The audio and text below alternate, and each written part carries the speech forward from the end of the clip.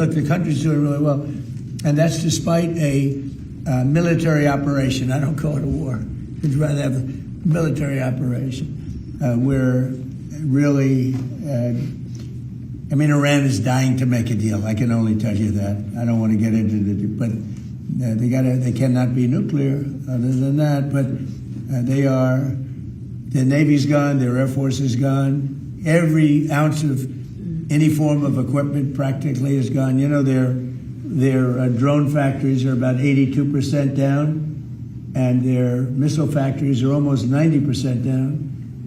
And many of their missiles have been knocked out they used some, but we knocked out more than they used.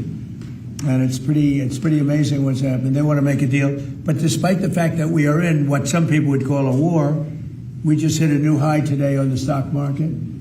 We have S&P is through the roof. They're through the roof.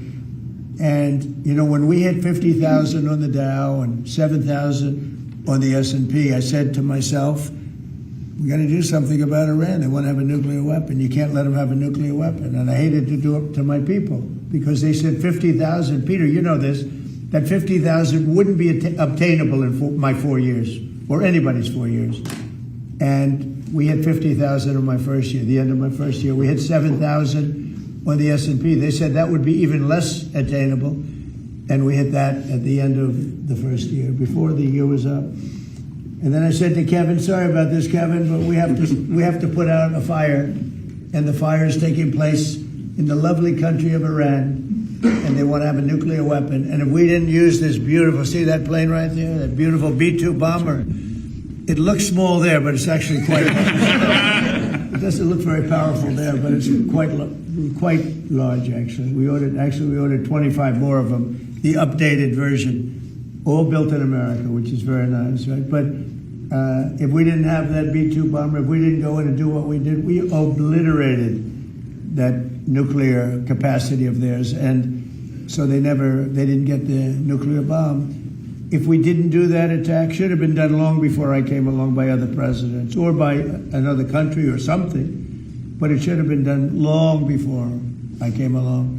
But they are in very bad shape, and they've got nothing going, including leadership. I mean, you know, their leaders are gone.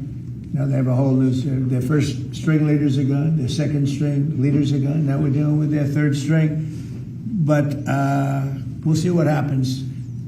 It's been an amazing period of time between Venezuela and where we're doing great. We're getting along with them great. We're working very closely with them. They're doing more oil now than they've done in many, many decades, actually. And they're making more money, and so are we. You know, it's like a joint venture, to be honest. And we paid for the attack many times over. The attack, something you've never heard before, probably. I always used to say to the victor, belong the spoils, but we've paid for the attack, which is always expensive.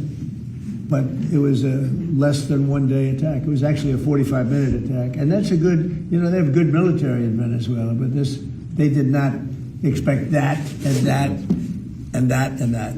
Other than that, but when these suckers come at you at 2,500 miles an hour, at 25 feet off the ground, you say, this is not what I bargained for. This is no good. Anyway, and now, you know, Venezuela was amazing, but now we're doing essentially, it's larger, but we're doing essentially the same thing in Iran.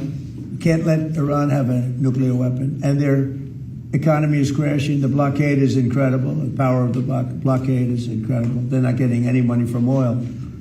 And hopefully it can be worked out very soon.